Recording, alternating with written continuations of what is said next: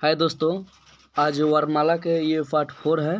जो पहले वीडियो में मैं पार्ट 1, पार्ट 2, पार्ट 3 करा दिया हूँ। ये पार्ट 4 है वर्णमाला के, जो बेसिक से मैं पढ़ाऊँगा। अब मेरा ओनली टारगेट है BHU एंड AU, जो एग्ज़ाम की दृष्टि से बहुत बेसिक इम्पोर्टेंट है। आप लोग अगर इम्पोर्टेंट बेसिक पढ़ लेते हैं तो ऑब्जेक्टिव आप आसानी से बना देंगे। तो चलिए हम देखते हैं। हम पहले व्यंजन पढ़ा रहे हैं, जो पार्ट 3 पढ़ाए हैं व्यंजन। ये पार्ट 4 भी व्यंजन का होगा। तो इसमें देखेंगे वर्णों का वर्गीकरण तो यानी घोषत्व के आधार पर घोष का अर्थ है। क्या अर्थ है इसके बारे में जानिए। तो स्वर्ण यंत्र में ध्वनि का कंपन है। स्वर्ण यंत्र में ध्वनि का कंपन है। तो चलिए हम जानते हैं कि घोषत्व दो भागों में बांटा गया है। एक नंबर में यानी अघोष व्यंजन। चलिए एक तो डिफिनेशन जानेंगे कि अघोष व्यंजन किसे कहते हैं। तो जिन व्यंजन के उच्चारण में स्वतंत्र में कंपन उत्पन्न न हो उन्हें अघोष व्यंजन कहते हैं।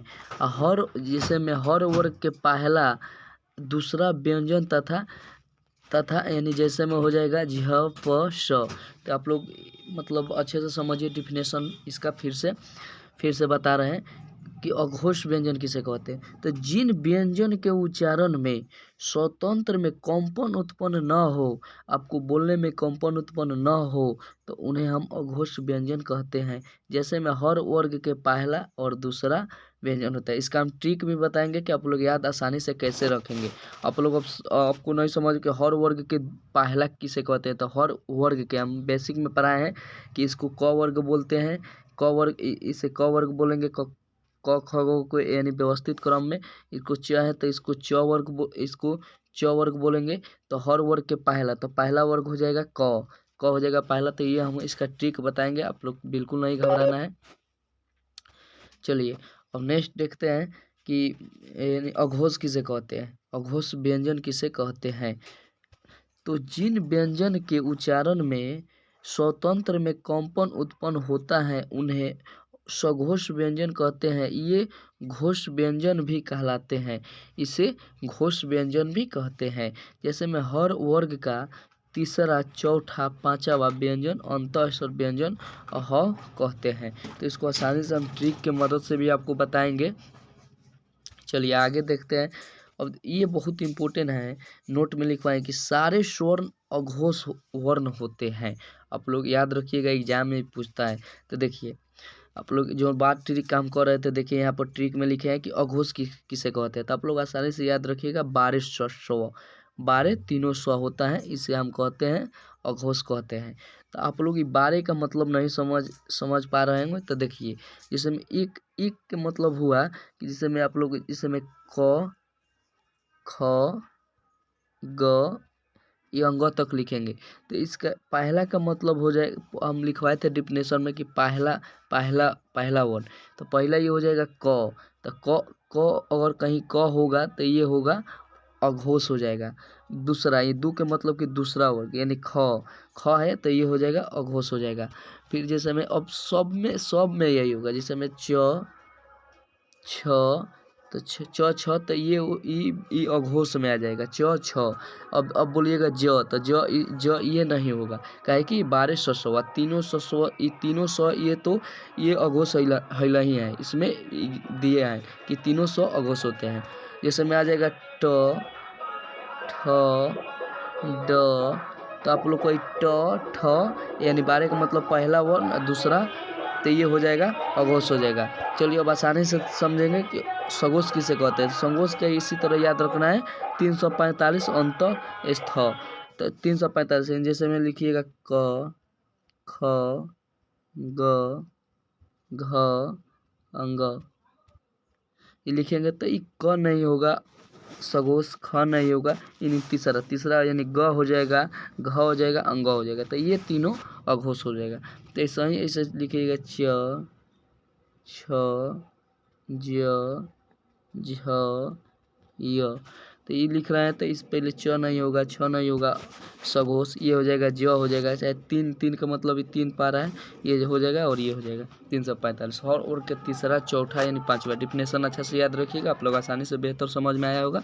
चलिए आज आगे देखते हैं। आप यहाँ पर आप एक क्वेश्चन भी हम करा दिए हैं, बट इससे क्वेश्चन पूछता है एग्जाम में, BHU में डायरेक्ट क्वेश्चन पूछता है, आपको दे देगा। देखिए जैसे निम्न में से सघोष व्यंजन कौन है, तो बताइए सघोष। सघोष के यहाँ पर देखिए लिखवाए हैं 345 होता है। तो हर वर्ग के तीसरा, तो यानी हम एक एग्जाम्पल में नोट में लिखवाए थे कि सारे स्वर्ण, स्वर्ण बोलते हैं हम, स्वर्णों की संख्या कितनी होती है, 13 होती है। 13 स्वर्ण बोलते हैं, आ यु को हम स्वर्ण बोलते हैं। स्वरों की संख्या होती है, स्वर की संख्या कितनी होती है आप लोग जानते हैं, 13 होती है, 13 होती है। 13 मात्रा के आधार पर स्वरों की संख्या कितनी होती है बताइए आप लोग। मात्रा के आधार पर हम पढ़ाए हैं, तो मात्रा के आधार पर स्वरों की संख्या कितनी होती है, 11 होती है, 11 होती है। तो चलिए उसी तरह हम इस सघोष के बता रहे हैं एग्जाम्पल में से, निम्न में से सघोष व्यंजन कौन है। तो सघोष यानी 345 सूत्र आप लोग अच्छे से याद रखिएगा, अंतःस्थन ह। तो इसमें देखिए ग, ये तीसरा पड़ेगा, हर वर्ग के तीसरा, यानी हम बताएं कि सारे स्वर्ण सघोष होते हैं, सारे स्वर्ण सघोष होते हैं। तो ये है स्वर्ण, तो ये तो सघोष हो जाएगा। तो इसमें 2 और 3 दोनों आंसर यानी डी नंबर मेरा सही होगा। चलिए अब आगे देखते हैं। अब ये है कि प्रांतत्व या कांकल के आधार पर प्राण का अर्थ हवा या सांस से है। तो चलिए इस प्रांतत्व के आधार पर व्यंजन को 2 भागों में बांटा गया है। एक नंबर में होता है अल्पप्राण। अल्पप्राण व्यंजन किसे कहते हैं, तो जिन व्यंजन के उच्चारण में मुख से कम हवा निकले उन्हें हम अल्पप्राण व्यंजन कहते हैं। जैसे हर वर्ग का पहला, तीसरा, पांचवा अंतःस्वर, स्वर्ण और अनुस्वार होते हैं। तो इसका भी मैं ट्रिक बताया हूँ, आप लोग को बताऊंगा कि देखिए हर वर्ग का पहला, तीसरा व्यंजन अंतःस्वर व्यंजन यानी अल्पप्राण कहलाते हैं, अल्पपरंपरा कहलाते हैं। आप लोग डिफिनेशन अच्छे से याद रखिएगा, बोल देगा अब दे देगा कि चलिए आगे देखते हैं कि महाप्राण किसे कहते हैं। 2 नंबर में है महाप्राण किसे कहते हैं, तो जिन व्यंजन के उच्चारण में अधिक हवा निकले उन्हें हम महाप्राण व्यंजन कहते हैं। तो जैसे में एग्जाम्पल में आप समझिए कि हर वर्ग का दूसरा तथा चौथा उष्म व्यंजन यानी महाप्राण कहते हैं। तो इसका भी हम ट्रिक बताए हैं, आगे बताएंगे। देखिए यहाँ पर आगे ट्रिक याद रखने का तरीका। तो चलिए आगे देखते हैं नेक्स्ट टॉपिक।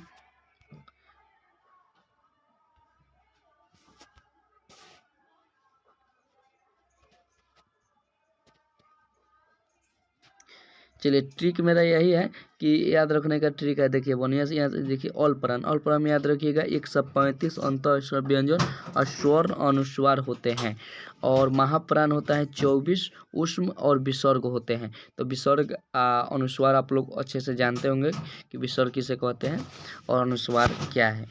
तो इसको हम बोलते हैं अनुस्वार, और इसको बोलते हैं हम विसर्ग बोलते हैं। तो आप लोग आसानी से जानते होंगे। तो वही है 135, जैसे में एग्जाम्पल में हम दे रहे हैं, जैसे में दे देगा 1 नंबर में क्वेश्चन दे देगा कि अल्पप्राण इसमें कौन है, अल्पप्राण चुनिए।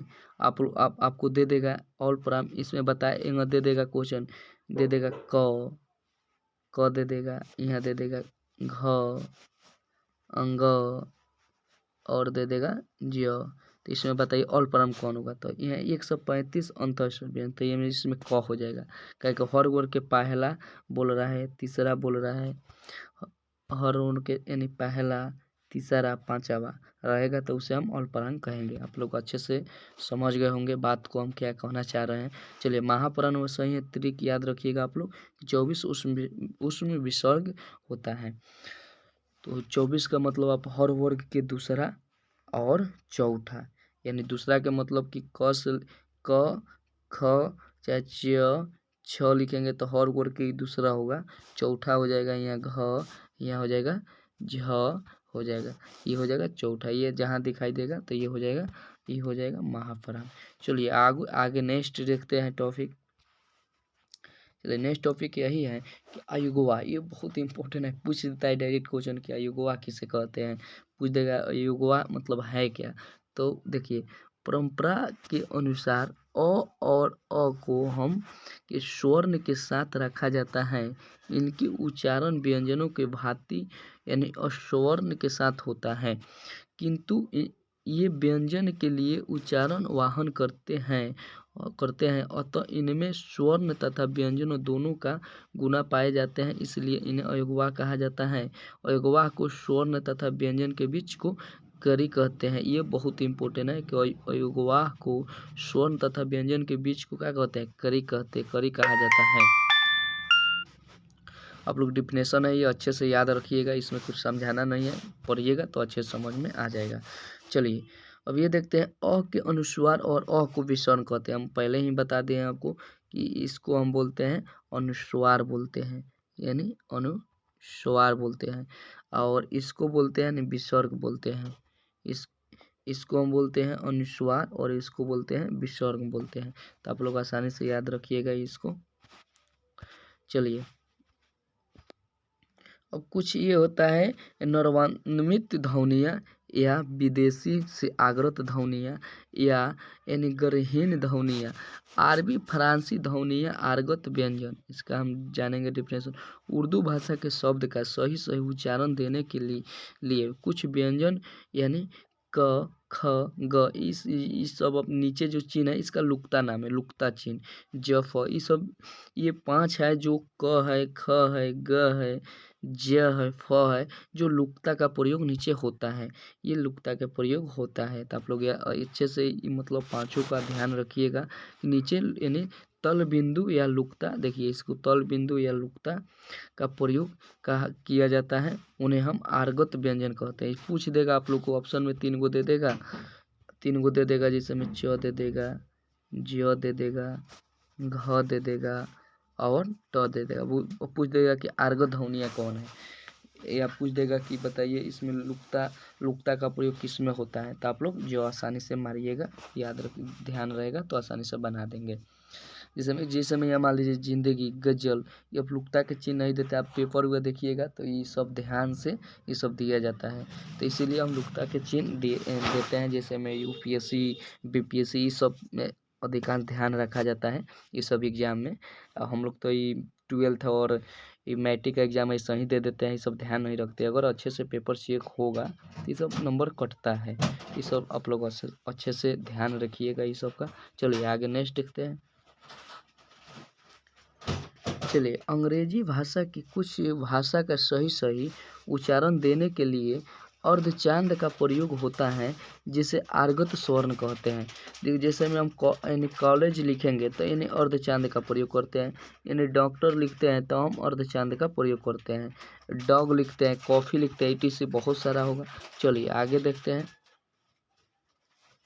जब किसी शब्द में किसी एक ही व्यंजन की आवृत्ति लगातार होती है, इन्हें हम द्वित्व व्यंजन कहते हैं। जैसे में आप समझिए, जैसे में हम दिल्ली लिख रहे हैं दिल्ली, तो एक ही व्यंजन है, व्यंजन यानी ल व्यंजन है, इसको हम 2 बार आधा ल यानी 2 बार, देखिए यहाँ क्वेश्चन में अच्छे से पढ़िएगा, डिफिनेशन समझ में आएगा। द्वित्व व्यंजन कहते हैं, उसे क्या कहते हैं, 2 बार होगा आवृत्ति, उसे हम द्वित्व व्यंजन कहते हैं। आप लोग को एग्जाम्पल में कभी दे देगा कि बताइए इसमें द्वित्व व्यंजन किसे कहते हैं, यानी द्वित्व व्यंजन किसे कहते हैं, दे देगा ऑप्शन में, दे देगा यहाँ, दे देगा चांद, दे देगा यानी दिल्ली दे देगा। तो आप लोग अच्छे से दिल्ली मारिएगा। चलिए आगे देखते हैं। देखिए यहाँ ल वर्ण की आवृत्ति होती है, इसीलिए इसे हम द्वित्व कहते हैं, 2 बार हुई है। और ये बहुत इंपॉर्टेंट है, आप डायरेक्ट क्वेश्चन पूछता है, आप लोग प्रीवियस उठा कर देखिएगा। क्रांत बहुत इंपॉर्टेंट है, बहुत इंपॉर्टेंट। जब किसी शब्द के अंत में किसी स्वर्ण से होती है तो उस शब्द उस स्वर्ण को क्रांत कहते हैं। चलो फिर से एक बार डिफिनेशन पढ़िए। जब किसी शब्द का अंत किसी स्वर से होती है तो उस शब्द को उस स्वर्ण का क्रांत कहते हैं। देखिए कोई भी आप मान लीजिए, जैसे में हम यहाँ दीपा लिख रहे हैं, तो दीपा जो अंत में जो आ रहा है, जैसे में दीपा यानी आ रहा है स्वर, तो इसमें आप खाली क्रांत जोड़ दीजिए, यही ना बोल रहे हैं डिफिनेशन कि जब किसी शब्द का अंत में किसी स्वर्ण से होती है तो उसे ही हम क्रांत कहते हैं। तो जो आएगा स्वर्ण उसमें क्रांत जोड़ दिए तो आक्रांत हो जाएगा। देखिए एग्जाम्पल में बहुत सारा दिए हैं, देखिए खाली आ आप जोड़ दीजिए, जो आएगा ओ जोड़ दीजिए। जैसे मैं मान लीजिए आप कवि बोल रहे हैं, कवि बोल रहे हैं तो इन स्वर्ण ई आ रहा है तो इसमें करांत जोड़ दिए, ई करांत हो जाएगा, ई का रांत हो जाएगा। जैसे मैं आप मान लीजिए चंदन बोल रहे हैं, चंदन, आप चंदन अ यानी अ आ रहा है तो इसमें करांत जोड़ दीजिए, आकारांत हो जाएगा। तो आप लोग आसानी से समझ गए होंगे हम कहना क्या चाह रहे हैं। चलिए तो यहाँ पर मेरा वर्णमाला का बेसिक बहुत अच्छे से ख़त्म हो गया और मैं वर्णमाला का ऑब्जेक्टिव कम से कम मैं 30+ ऑब्जेक्टिव कराऊंगा जो हर एग्जाम में पूछा है। आप लोग अगर मैं जितना पार्ट बनाया हूँ वर्णमाला के अच्छे से बेसिक्स अगर अपने कॉपी में लिखकर अच्छे से याद रखते हैं तो मुझको पूरा यकीन नहीं, पूरा विश्वास है कि आप लोग को अच्छे से ऑब्जेक्टिव में थोड़ा सा भी तकलीफ नहीं होगा, आसानी से बना देंगे। हमको पूरा विश्वास है कि आप लोग ये वर्णमाला को अच्छे से पढ़ते हैं तो BHU एंड AU में पूछे जाने वाले क्वेश्चनों आप आसानी से बना देंगे, आप आसानी से बना देंगे। और चलिए थोड़ा ही गाना बज रहा है तो इसे आप लोग घबराइएगा मत, हम ये थोड़ा सा इलेक्शन है इसीलिए गाना बज रहा है। चलिए अब हम फिर मिलते हैं नेक्स्ट पार्ट में। जो रोकिए 1 मिनट रोकिए, नेक्स्ट वीडियो में हम मिलेंगे फिर जो वर्णमाला के ऑब्जेक्टिव प्लस 30 कराऊंगा। तो आप लोग आसानी से वीडियो को रुक कर देखिए और जो समझ में नहीं आएगा कमेंट में प्लीज़ करिए कि हाँ समझ में नहीं आया। अगर वीडियो अच्छा भी नहीं लग रहा है तो आप बोलिए कि सर आप अच्छे से नहीं समझा पा रहे हैं, तो मैं इस पर और थोड़ा सा मतलब ध्यान दूंगा समझाने का। चलिए ठीक है, अब नेक्स्ट वीडियो में मिलते हैं।